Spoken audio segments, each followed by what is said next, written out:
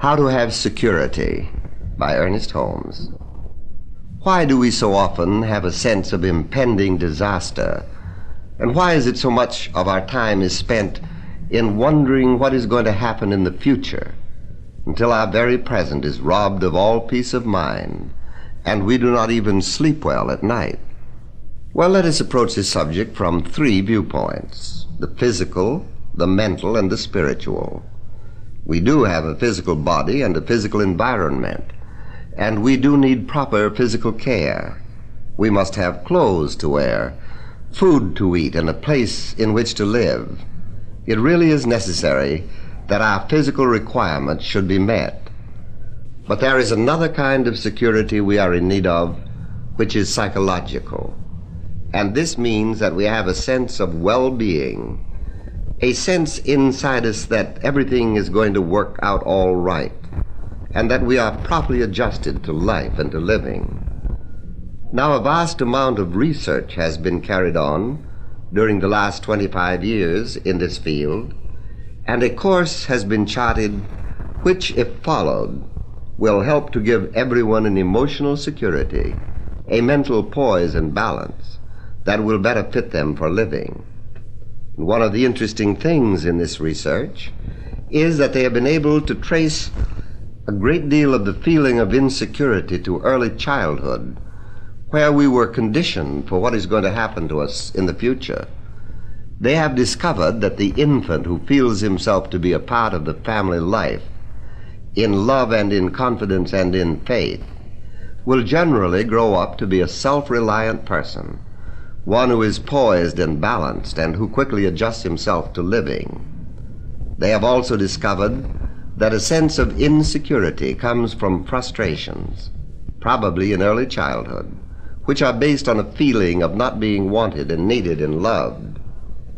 If we were to draw a chart and show the main reasons why we feel insecure, it would work out something like this.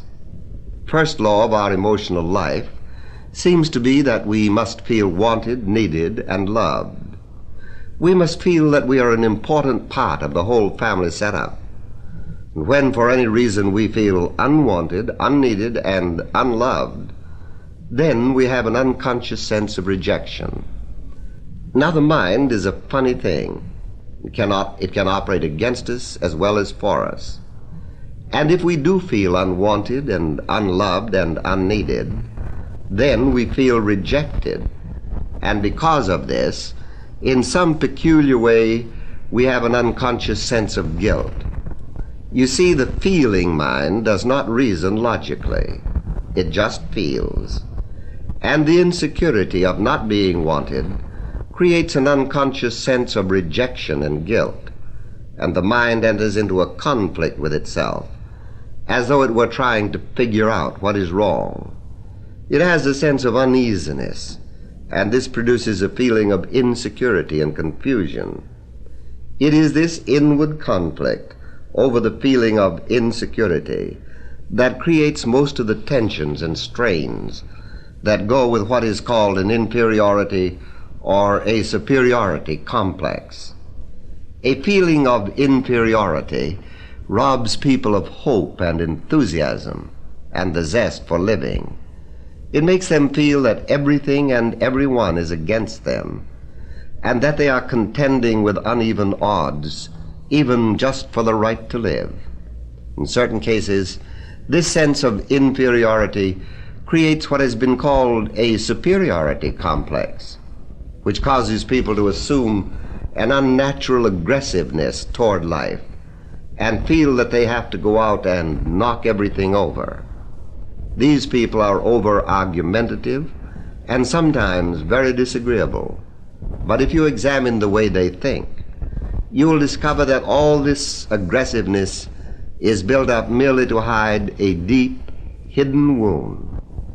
We must understand this, because the sense of being inferior or the sense of being superior is false.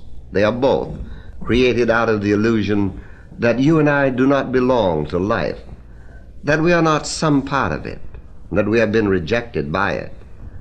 And so we go blusteringly along, not knowing which way to turn, driven, as it were, by inward forces and conflicts until we are torn apart emotionally, and it is but a short step from here to physical disintegration, because, of course, our thoughts, and particularly our emotions, do affect the body. This we cannot help. It is one of the laws of nature. Let's examine this mind of ours, the very mind that has torn us apart, the mind that has had thoughts of insecurity and frustration, the mind that contains all of our conflicts. What is this mind other than an instrument that thought and feeling play some kind of a tune on? It is evident that this is so because we can change our thoughts. We can remold our thinking. We can stop being confused. We can readjust our mental and emotional lives to new patterns. We have all noticed in the last few years that an ever-increasing number of people in the field of psychology and physics are insisting that we spend more time trying to develop the spiritual man. And they are right. The next great research will be in the realm of spiritual things.